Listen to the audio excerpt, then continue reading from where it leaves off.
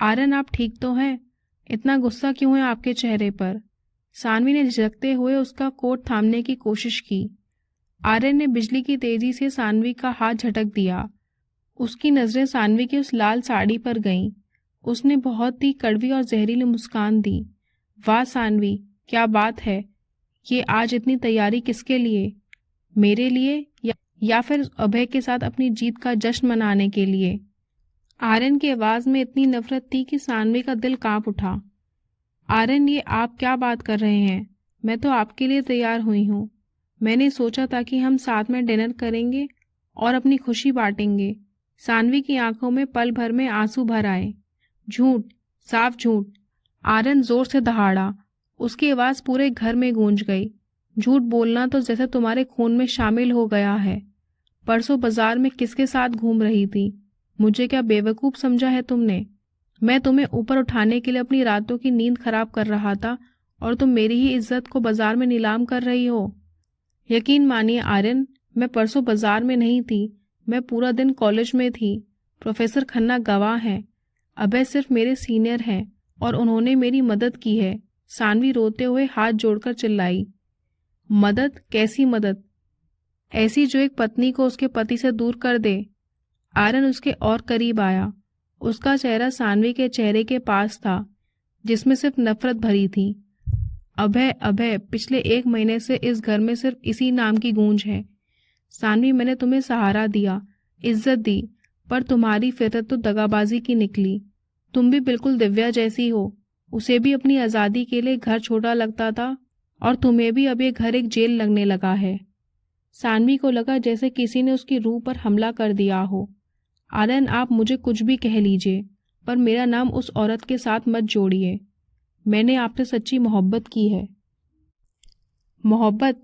ऐसी मोहब्बत जो गैर मर्दों के साथ हंसने खेलने से पूरी होती है। आर्यन ने नफरत के साथ अपना मुंह फेर लिया। शेखर ने मुझे पहले ही बता दिया था कि तुम्हारी असलियत क्या है। मुझे लगा था कि तुम अलग हो, पर तुम और दिव्या एक ही मिट्टी के बने हो। उसे अपनी पार्टियां प्यारी थी और तुम्हें अपनी नई मिली आज़ादी और उस लड़के का साथ। सानवी फूट फूट कर रोने लगी। आर्यन जी, प्लीज रुक जाइए। इतने कड़वे शब्द मत बोलिए कि हम एक दूसरे की आंखों में भी ना झांक सके। शेखर आपको भड़का रहा है। वो बुरा इंसान है। अब मेरे दोस्त पर इल्जाम लगा रही हो? आर्यन ने चिल्लाकर कहा। उसने मुझे उस वक्त आईना दिखाया जब मैं तुम्हारे प्यार के अंधेपन में जी रहा था। तुम जैसी औरतें कभी किसी की सगी नहीं हो सकती। तुम सिर्फ एक बोझ थी सानवी, और तुमने साबित कर दिया कि तुम हमेशा बोझ ही रहोगी। मुझे लगा था कि तुम पीयू की जिंदगी को खुशियों से भर दोगी, पर तुम तो अपनी ही दुनिया बनाने में मशरूफ हो गई। सानवी घुटनों के बल बैठ गई। एक बार, सिर्फ एक बार कॉलेज चलकर सर से पूछ लीजिए, मैं बेगुनाह हूँ। अब तुम्हारी किसी भी बात पर मुझे यकीन नहीं। आज के बाद मुझसे बात करने की हिम्मत भी मत करना। कल से तुम्हारा घर से बाहर निकलना बंद। और अगर तुम्हें अपनी उस आज़ादी और अभय की इतनी ही ज्यादा फिक्र है तो इस घर में तुम्हारे लिए कोई जगह नहीं है। सानवी सन्न रह गई। उसे अपनी आंखों पर यकीन नहीं हो रहा था कि वो वही इंसान है जो उसके लिए अपनी नींद खराब करता था। आर्यन ने एक आखिरी नजर उस सजी धजी सानवी पर डाली, जो अब जमीन पर धूल और आंसुओं में सनी हुई टूटी पड़ी थी। तुम मेरी जिंदगी का सबसे बड़ा धोखा हो सानवी। इतना कहकर आर्यन अपनी कार की चाबी उठाकर बाहर की तरफ भागा। सानवी पीछे से नंगे पैर दौड़ते हुए आई।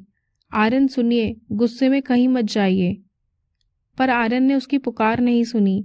उसने अपनी कार की रफ्तार इतनी तेज रखी कि टायर की आवाज ने सानवी की चीखों को दबा दिया। सानवी उस खाली सड़क के बीचों बीच खड़ी रह गई, जहां सिर्फ अंधेरा था। घर के अंदर बिखरे हुए फूल, मेज पर ठंडा पड़ा हुआ पसंदीदा खाना और सानवी के दिल के टुकड़े, सब कुछ एक पल में राख हो गया था।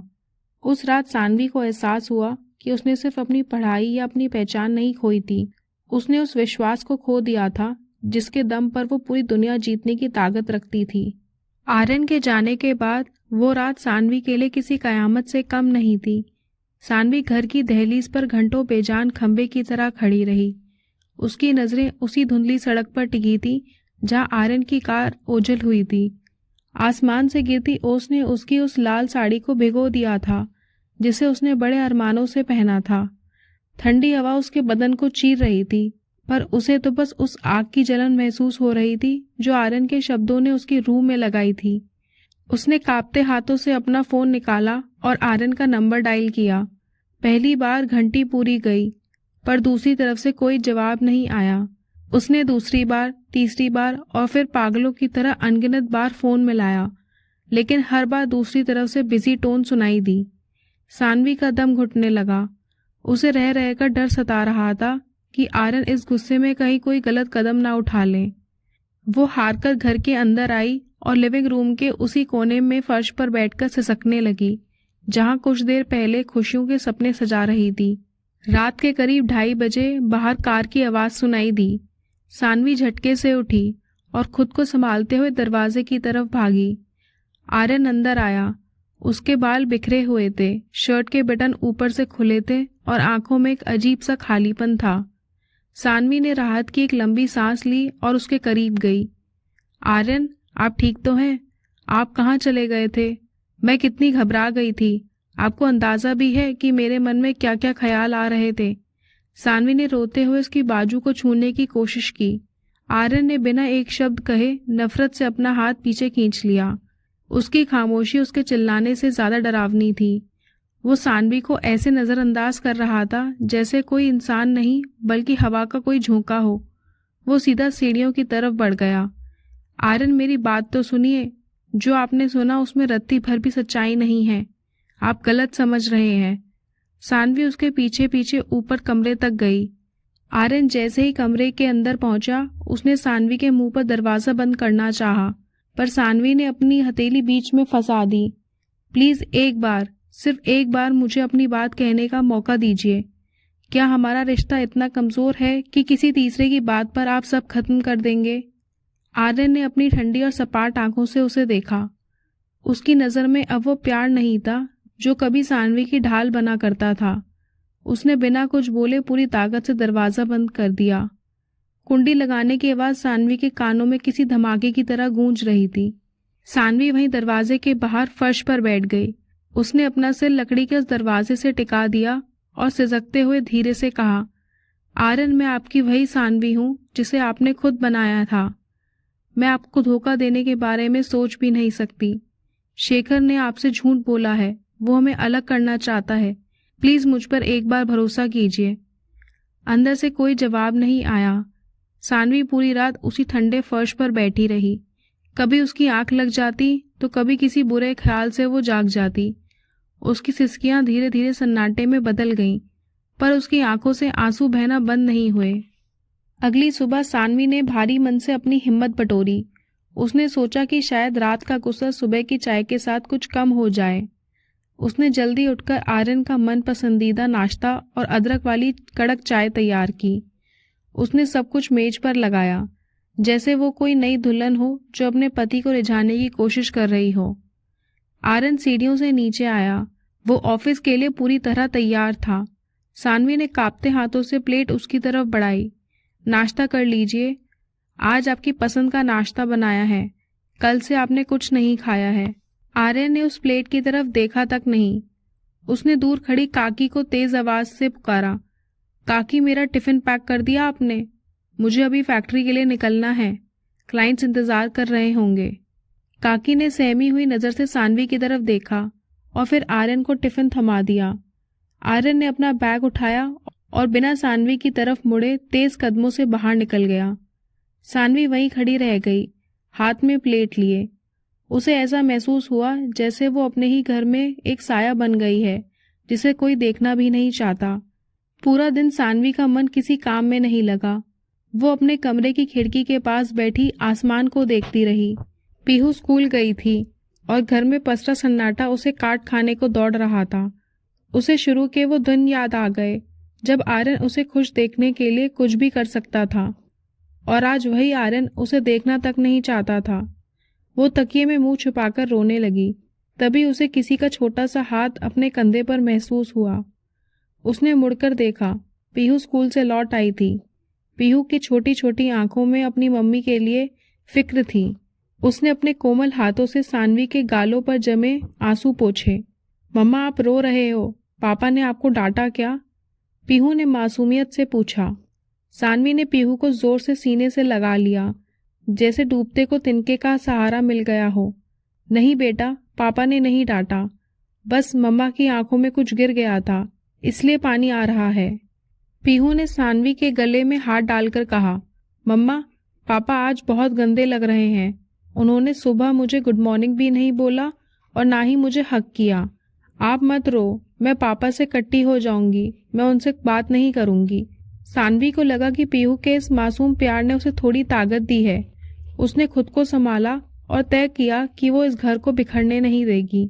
ऐसे ही 2 दिन बीत गए, लेकिन घर की हवाओं में जमी कड़वाहट कम होने का नाम नहीं ले रही थी।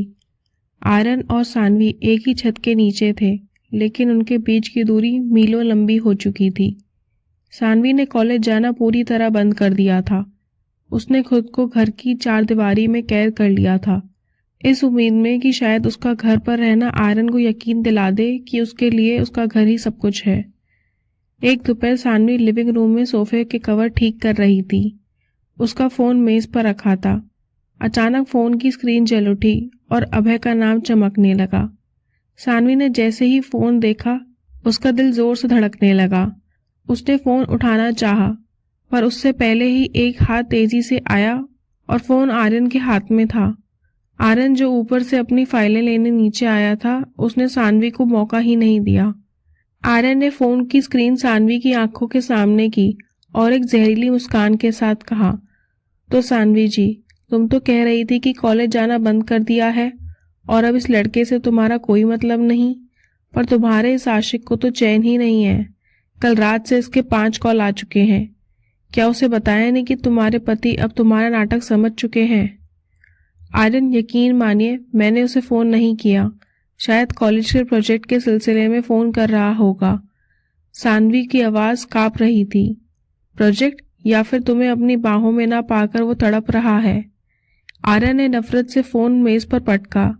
मेरे सामने शरीफ बनने की कोशिश मत करो। तुम्हारी खामोशी भी अब मुझे झूठी लगती है। इतना कहकर आर्यन बाहर निकल गया। सानवी को समझ नहीं आ रहा था कि वो अभय को कैसे समझाए कि उसका फोन करना इस वक्त उसकी जिंदगी बर्बाद कर रहा है। अगले कुछ दिन सानवी के लिए किसी सजा से कम नहीं थे।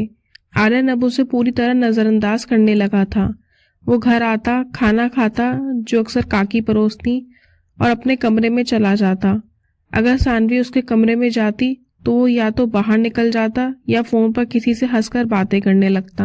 वो वही लड़की थी जिससे आर्यन का दिन शुरू होता था, और आज वो उसके लिए एक अजनबी से भी बदतर हो गई थी।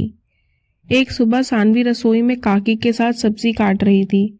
उसकी आंखों में नींद की कमी और आंसुओं की थकान साफ दिख रही थी। काकी ने सानवी के सर पर हाथ रखा तो सानवी का सब्र टूट गया। काकी, मैं क्या करूं? आर्यन मेरी एक बात सुनने को तैयार नहीं है। उन्हें लगता है कि मैं कैरेक्टरलेस हूं। पर काकी, आप तो जानती हैं ना, मैं कॉलेज सिर्फ पढ़ाई करने गई थी, किसी और को अपनी जिंदगी में जगह देने नहीं। आर्यन गलत समझ रहे हैं, सानवी ने सिसकते हुए कहा। काकी की आंखों में भी आंसू आ गए। मैं जानती हूँ बेटा, तू ऐसी नहीं है। मैंने कल रात भी आर्यन से बात करने की कोशिश की थी, पर वो बहुत गुस्से में था। उसने मुझसे कहा कि मैं उसके और तुम्हारे बीच में ना बोलूं, पर तू फिक्र मत कर, मैं आज फिर से उससे बात करूंगी। वो दिल का बुरा नहीं है, उसका दिल दोबारा ना टूट जाए इसके लिए डर रहा है। अभी काकी अपनी पूरी बात भी नहीं कर पाई थी कि घर की घंटी बजी। सानवी ने अपने आंसू पोंछे दरवाजा खोलने गई। जैसे ही उसने दरवाजा खोला, सामने अभय खड़ा था। अभय, आप यहाँ इस वक्त? सानवी की आवाज गले में ही फंस गई। अभय बहुत परेशान दिख रहा था। सानवी, तुम कॉलेज क्यों नहीं आ रही हो? पिछले कई दिनों से तुम्हारा कोई अता पता नहीं है। हमारा प्रोजेक्ट फाइनल स्टेज पर है, उसे कुछ आखिरी टच देकर आगे कंपटीशन के लिए भेजना है। प्रोफेसर खन्ना बहुत नाराज हो रहे हैं। उन्होंने ही मुझे तुम्हारा पता देकर यहाँ भेजा है। तुम मेरा फोन भी नहीं उठा रही हो। सब ठीक तो है ना? तुम्हारी हालत इतनी खराब क्यों लग रही है? सानवी ने घबराहट में पीछे मुड़कर देखा। डर था कि कहीं आर्यन ना आ जाए। अभय प्लीज, आप अभी यहाँ से चले जाइए, मैं आपसे बाद में बात करूंगी। अभय उलझ गया। पर सानवी, बात क्या है? अगर कोई परेशानी है तो बताओ, मैं तुम्हारी मदद कर सकता हूँ। नहीं, मुझे कोई मदद नहीं चाहिए, आप बस यहाँ से जाइए। अगर आर्यन ने आपको यहाँ देख लिया तो उनका शक यकीन में बदल जाएगा। हमारी शादी पहले ही दांव पर लगी है। प्लीज, मैं हाथ जोड़ती हूँ, चले जाइए, सानवी ने लगभग रोते हुए कहा और बिना अभय का जवाब सुने जोर से दरवाजा बंद कर दिया। अभय बाहर खड़ा हैरान रह गया। उसे समझ नहीं आया कि सानवी इतनी डरी हुई क्यों है। उधर सानवी को अंदाजा भी नहीं था कि अनहोनी हो चुकी है। आर्यन ऊपर बालकनी में खड़ा अपनी कार की चाबियां ढूंढ रहा था और उसकी नजर नीचे गेट पर पड़ी थी। उसने देखा कि अभय वहां खड़ा है और सानवी उससे कुछ बात कर रही है। उसे सानवी की आवाज तो सुनाई नहीं दी, पर अभय का उसके घर तक आ जाना उसके लिए आखिरी सबूत था। आर्यन के अंदर जैसे कोई ज्वालामुखी फट पड़ा। वो तेजी से नीचे उतरा। सानवी दरवाजे से सटकर खड़ी हाँफ रही थी। आर्यन ने उसके पास आकर उसकी कलाई जोर से पकड़ी। तो अब वो तुम्हारे घर के दरवाजे तक आने लगा है? इतनी हिम्मत? आर्यन की आवाज में इतनी ठंडक थी कि सानवी की रूह कांप गई। आर्यन, वो बस प्रोजेक्ट के लिए आया था। मैंने उसे अंदर भी नहीं आने दिया। सानवी ने सफाई देनी चाही। मुझे अब तुम्हारी कोई सफाई की जरूरत नहीं है सानवी। आज तुमने साबित कर दिया है कि जो शेखर कह रहा था वो सच था। सानवी को लगा कि आर्यन अभी उसे घर से बाहर निकाल देगा, लेकिन आर्यन ने अपना बैग उठाया और बाहर की तरफ बढ़ गया। उसके अंदर गुस्से का लावा उबल रहा था। सानवी हॉल में अकेली खड़ी कांप रही थी। रात को आर्यन फिर से बहुत देर से लौटा। सानवी हॉल की लाइट जलाकर सोफे पर ही बैठी उसका इंतजार कर रही थी। जैसे ही वो अंदर आया, सानवी ने उठकर उसका बैग पकड़ने की कोशिश की।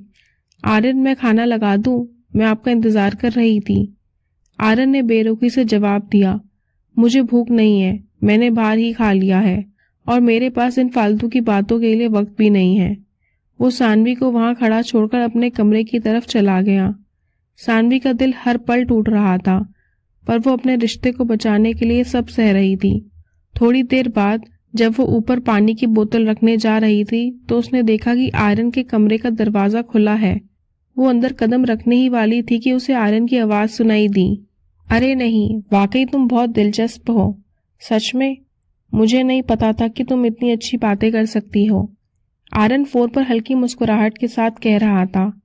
कल शाम का वक्त बिल्कुल सही रहेगा। तुम्हारे साथ वक्त बिताना आजकल बहुत सुकून देता है। मैं तुम्हें कल शाम 6 बजे पिक कर लूंगा। सानवी के पैरों तले जमीन ही खिसक गई।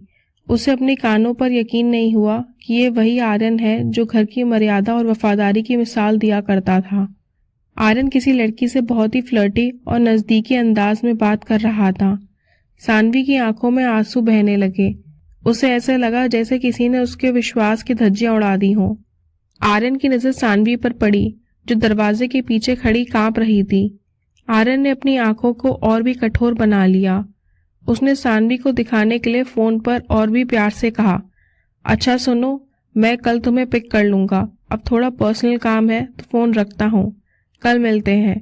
Bye sweetheart. उसने फोन काटा और पलटा।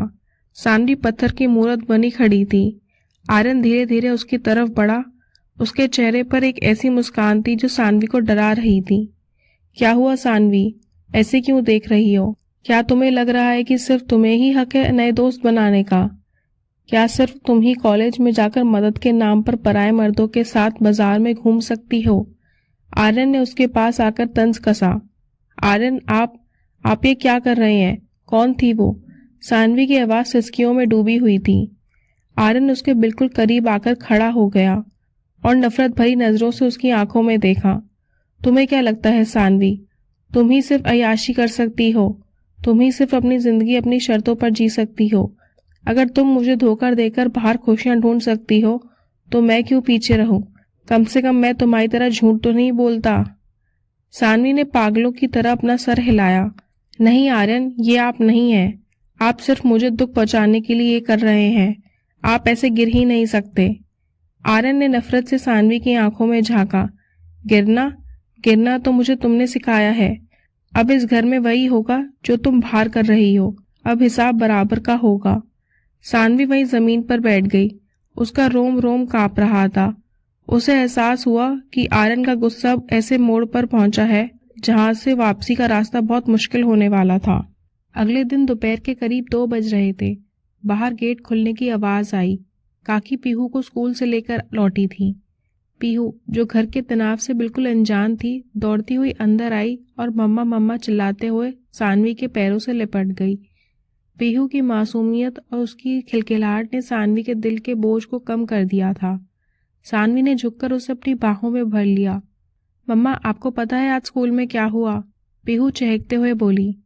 मिस ने कहा है कि अगले हफ्ते फैंसी ड्रेस कंपटीशन है। मुझे बहुत सुंदर बनना है। मुझे प्रिंसेस वाली ड्रेस चाहिए, वो पिंक वाली जो हमने टीवी पर देखी थी। उसी वक्त आर्यन सीढ़ियों से नीचे उतर रहा था। पीहू ने जैसे ही अपने पापा को देखा, वो आर्यन की तरफ भागी। पापा, आपने सुना? मुझे प्रिंसेस बनना है। आप और मम्मा मुझे आज ही मॉल लेकर चलोगे ना? मुझे बहुत सुंदर ड्रेस चाहिए, प्रॉमिस करो। आर्यन के चेहरे पर सानवी को देखकर जो नफरत थी, वो पीहू को देखते ही पिघल गई। उसने झुककर पीहू को गोद में उठा लिया। हाँ बेटा, बिल्कुल चलेंगे। मेरी बेटी तो बिना ड्रेस के भी प्रिंसेस है। हम तुम्हारे लिए दुनिया की सबसे सुंदर ड्रेस लाएंगे। पीहू खुशी में ताली बजाने लगी। हम तीनों साथ में आइसक्रीम भी खाएंगे ना? पीहू की इस बात पे आर्यन के चेहरे की चमक गायब हो गई। उसने सानवी की तरफ एक तिरस्कार भरी नजर डाली और बहुत ही कड़वे लहजे में कहा, नहीं पीहू, मम्मा साथ नहीं चलेंगी। मम्मा के पास घर के बहुत जरूरी काम है। शायद उनके किसी दोस्त का फिर से फोन आ जाए या कोई घर पर मिलने आ जाए, तो उनका यहाँ रहना जरूरी है। आर्यन का ताना सीधे सानवी के मन पर चोट कर रहा था। पीहू को कुछ समझ नहीं आया। वो जिद पर अड़ गई। वो आर्यन की गर्दन से लिपट गई और रोनी सूरत बनाकर बोली, नहीं पापा, अगर मम्मा नहीं जाएंगी तो मैं भी नहीं जाऊंगी। मुझे मम्मा के साथ ही जाना है। मम्मा ही तो बताएंगी कि मैं प्रिंसेस जैसी लग रही हूं या नहीं। पीहू की जिद के आगे आर्यन कमजोर पड़ गया। उसने एक गहरी सांस ली। वो पीहू का दिल नहीं तोड़ना चाहता था, खासकर तब जब वो इतनी खुश थी। उसने बेरुखी से सानवी की तरफ देखा और बोला, ठीक है चलो, पर जल्दी तैयार हो जाओ, मेरे पास फालतू वक्त नहीं है। सानवी को लगा कि शायद इस बहाने ही सही आर्यन का गुस्सा थोड़ा शांत हो जाए। शाम को वो तीनों मॉल पहुंचे। सानवी और आर्यन के बीच एक शब्द की भी बातचीत नहीं हो रही थी। आर्यन पीहू का हाथ पकड़े आगे आगे चल रहा था और सानवी 2 कदम पीछे, एक अजनबी की तरह। मॉल की चमक धमक के बीच सानवी का मन सिर्फ एक बात में अटका था कि काश आर्यन एक बार उसे प्यार से देख लें। वो बच्चों के शोरूम में अंदर दाखिल हुए। वहां रंग बिरंगी फ्रॉक और ड्रेसेस देखकर पीहू की आंखें फटी रह गईं। उसने एक बहुत ही प्यारी बेबी पिंक कलर के गाउन पसंद किया, जिसमें छोटे छोटे सितारे जड़े थे। सानवी ने उसे वो ड्रेस पहनाई। जब पीहू ट्रायल रूम से बाहर निकली तो वो वाकई एक नन्ही परी जैसी लग रही थी। वहां खड़ी सेल्स गर्ल मुस्कुराते हुए बोली, सर आपकी बेटी बहुत प्यारी है, बिल्कुल अपनी माँ पर गई है। आप तीनों की जोड़ी बहुत सुंदर है। सेल्स गर्ल की बात सुनकर आर्यन ने अपनी नजरें फेर ली। सानवी ने धीरे से आर्यन की तरफ देखा। उसकी आंखों में एक उम्मीद थी, पर आर्यन ने तुरंत वॉलेट निकाला और पेमेंट करने काउंटर की तरफ बढ़ गया। ड्रेस की शॉपिंग के बाद पीहू ने अपनी पसंद की आइसक्रीम खाई। थोड़ी देर के लिए ऐसा लग रहा था कि सब कुछ पहले जैसा हो गया है। पीहू, आर्यन और सानवी दोनों का हाथ पकड़कर झूलते हुए चल रही थी। मॉल से बाहर निकलकर वो गाड़ी की तरफ बढ़ने लगे। सड़क पार करके उन्हें उस तरफ जाना था जहां आर्यन की कार खड़ी थी। तभी सानवी को अचानक याद आया, आर्यन रुकिए, मुझे लगता है मैं अपना पर्स उसी दुकान के काउंटर पर छोड़ आई हूँ। मैंने पीहू को ड्रेस पहनाते वक्त उसे वहीं रखा था। आर्यन ने चिढ़ते हुए कहा, जाओ जल्दी लेकर आओ। सानवी तेज कदमों से वापस मॉल के अंदर गई। उसने पर्स उठाया और राहत की सांस लेते हुए बाहर निकली। जैसे ही वो मॉल के गेट के बाहर आई, उसने सड़क के उस पार देखा। आर्यन सड़क किनारे खड़ा था। उसके एक हाथ में फोन था और वो किसी से बात करने में मशगूल था। उसका दूसरा हाथ पीहू के नन्हे हाथ को पकड़े था। पीहू जमीन पर पड़े किसी रंगीन पत्थर को देख रही थी और उठाने के लिए धीरे धीरे सड़क की तरफ झुक रही थी। आर्यन का ध्यान पूरी तरह फोन कॉल पर था। उसे अंदाजा भी नहीं था कि पीहू का हाथ उसकी पकड़ से धीरे धीरे फिसल रहा है और वो सड़क के बीचों बीच पहुंचने वाली है। उसी वक्त सड़क की दूसरी तरफ से एक भारी ट्रक बहुत तेज रफ्तार से आ रहा था। ड्राइवर ने शायद ब्रेक मारने की कोशिश भी नहीं की, बस लगातार हॉर्न की तेज आवाज गूंज रही थी। सानवी की नजरें जब उस ट्रक पर पड़ी तो उसका कलेजा कांप उठा। उसने देखा कि आर्यन अभी भी फोन पर बात करने में डूबा था। आर्यन, पीहू पीछे हटो, सानवी अपनी पूरी जान लगाकर चिल्लाई, पर ट्रैफिक के शोर में उसकी आवाज आर्यन तक नहीं पहुंची। सानवी ने एक पल की भी देरी नहीं की, वो सड़क पर दौड़ पड़ी। ट्रक अब उनसे महज कुछ ही फीट की दूरी पर था। सानवी अपनी पूरी ताकत से भागी और पीहू और आर्यन को पीछे की तरफ जोरदार धक्का दिया। आर्यन और पीहू उछलकर सड़क के दूसरी तरफ फुटपाथ पर जा गिरे। आर्यन के हाथ से फोन छूटकर दूर जा गिरा, लेकिन सानवी खुद को संभाल नहीं पाई। धक्का देने के उस एक पल में वो ट्रक की चपेट में आ गई। एक जोरदार टक्कर हुई और सानवी का शरीर सड़क पर कई फीट दूर जाकर गिरा। चारों तरफ चीख पुकार मच गई। आर्यन, जो अभी फुटपाथ पर गिरा था, बदहवास होकर उठा। उसके कानों में अभी भी उस टक्कर की डरावनी आवाज गूंज रही थी। उसने देखा कि पीहू उसके पास सुरक्षित है, लेकिन जब उसने सड़क की तरफ नजर घुमाई तो उसके पैरों तले जमीन खिसक गई। सानवी, आर्यन की चीख गले में ही फंस गई। वो दौड़कर सानवी के पास पहुंचा। सानवी जमीन पर पड़ी थी। आर्यन ने उसके सर अपनी गोद में रखा। सानवी की सांसें बहुत उखड़ी उखड़ी और भारी थीं। सानवी, आंखें खोलो सानवी, देखो मुझे, मैं यहाँ हूँ, तुम्हें कुछ नहीं होगा। आर्यन के हाथ कांप रहे थे। उसका पूरा शरीर पसीने से भीग गया। आर्यन का दिमाग सुन्न हो गया था। सानवी ने मुश्किल से अपनी पलकें उठाई। उसने कांपते हुए हाथ से आर्यन का हाथ पकड़ने की कोशिश की। उसके होंठ हिले। पीहू, ठीक है ना? आर्यन फूट फूट कर रोने लगा। हाँ सानवी, पीहू ठीक है, तुमने उसे बचा लिया। पीहू दूर खड़ी अपनी मम्मा को इस हालत में देखकर जोर जोर से रो रही थी। सानवी की आंखें धीरे धीरे बंद होने लगीं। उसका हाथ आर्यन के हाथ से फिसलकर जमीन पर गिर गया। उसके मुंह से सिर्फ बेतरतीब शब्द निकल रहे थे। कुछ नहीं होगा तुम्हें सानवी, आंखें बंद मत करना। आर्यन पागलों की तरह चिल्ला रहा था, पर सानवी की तरफ से अब कोई हरकत नहीं थी। मॉल के बाहर का वो चकाचौंध अब एक मातम में बदल चुका था।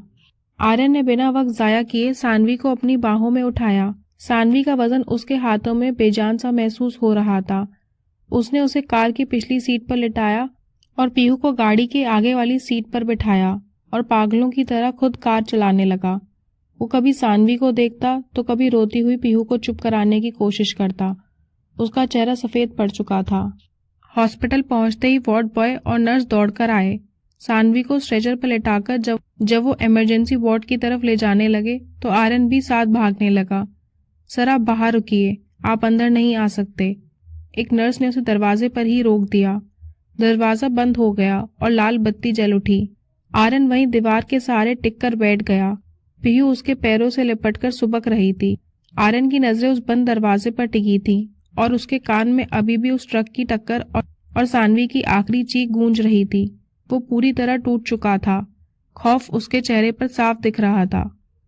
दोस्तों, अगर आपको हमारी कहानियां पसंद आ रही हैं तो प्लीज वीडियो को लाइक करें, कमेंट करें और शेयर करें अपने और दोस्तों के साथ। और रोज ऐसी ही कहानियां सुनने के लिए हमारे चैनल को सब्सक्राइब करें। स्टोरी अगली वीडियो में कंटिन्यू होगी।